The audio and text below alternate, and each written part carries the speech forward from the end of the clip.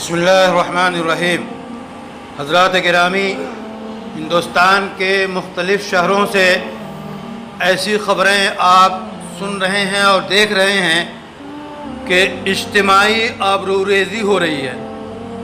ایک تو زنا، بدکاری جرم عظیم ہے، وہ بھی اجتماعی طور پہ گروپ ریپ ہو رہا ہے۔ اس کے اسباب مختلف ہیں۔ اس کے اسباب سماجی تقسیم ہے، سماجی نیچ اونچ ہے۔ اس کے علاوہ یہ گناہ ایسا ہے جو انتہائی خطرناک ہے، انسانیت کو گھن کی طرح کھاتا ہے، اللہ کے عذاب کو لاتا ہے، بارش بند ہونے کا ذریعہ بنتا ہے۔ اس پہ قابو کیسے پایا جائے؟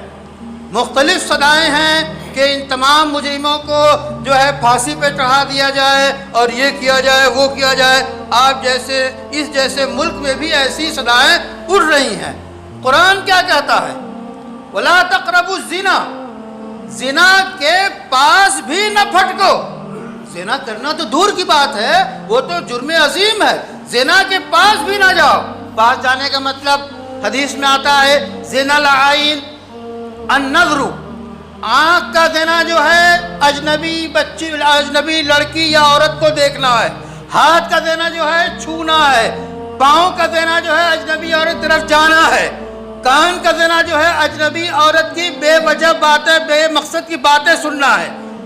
یہ وہ ذرائع ہیں جس سے اجتماعی آبروریزی ہو یا انفرادی آبروریزی ہو، زنا سے بے قابو پایا جا سکتا ہے کہ ان چیزوں سے بچا جائے، نگاہ کی حفاظت کی جائے، اجنبی اور غیر اجنبی کا جو لحاظ اور پاس ہے وہ باقی رکھا جائے، جس کو پردہ کہتے ہیں پردہ کیا جائے۔